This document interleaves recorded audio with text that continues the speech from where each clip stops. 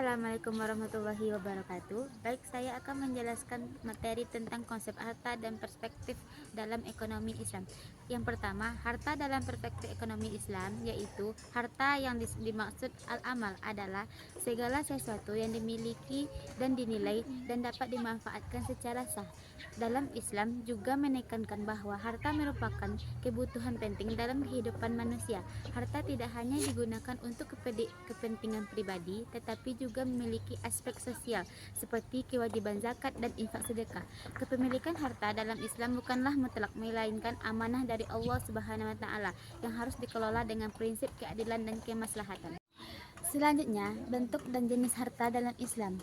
1. Berdasarkan kepemilikannya yaitu mal atam, yaitu harta yang merupakan hak milik sempurna baik dari segi wujud benda maupun manfaatnya. Yang kedua, berdasarkan penggunaannya yaitu mal istiqlal, yaitu harta yang tidak mungkin dinikmati manfaatnya kecuali dengan menghabiskan zakatnya. Yang ketiga, berdasarkan bentuk fisiknya yaitu mal ain, ialah harta yang berbentuk benda seperti rumah, pakaian, dan beras dan lain sebagainya. Yang keempat, berdasarkan status hukum yaitu mal mutakawim, adalah setiap yang pengguna secara nyata dan dibolehkan oleh syar'i untuk memanfaatkannya. Selanjutnya, harta, uang, dan modal dalam Islam. Yang pertama, konsep harta dalam Islam mencangkup segala sesuatu yang bernilai, disukai manusia, dapat dimiliki dan disimpan dan dimanfaatkan. Selanjutnya, konsep uang dalam Islam.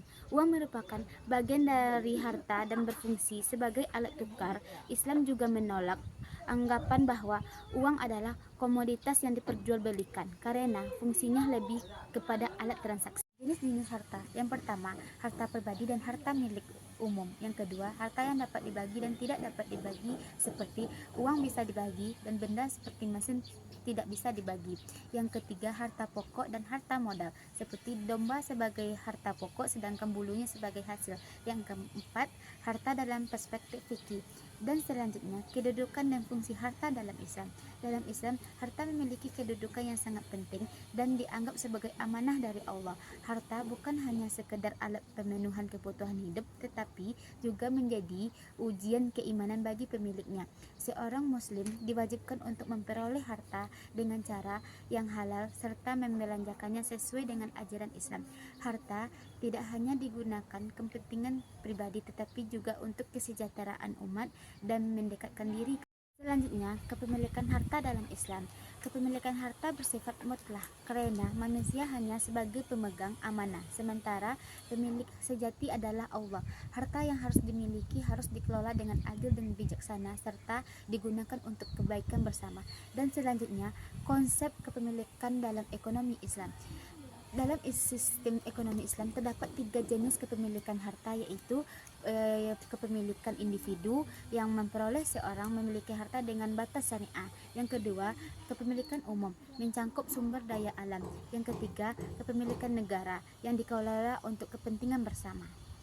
Jadi, kesimpulan materi tentang konsep harta dalam Islam ini yaitu harta dalam Islam memiliki kedudukan penting sebagai amanah dari Allah Subhanahu wa taala yang harus dikelola dengan prinsip keadilan dan bermanfaat.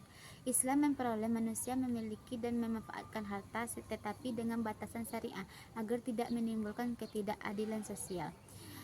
Harta dikelompokkan berdasarkan kepemilikan, bentuk fisik, penggunaan status hukumnya. Selain itu, Islam membedakan konsep harta uang. Uang dalam Islam berfungsi sebagai alat tukar dan tidak boleh menjadi komoditas yang diperjualbelikan.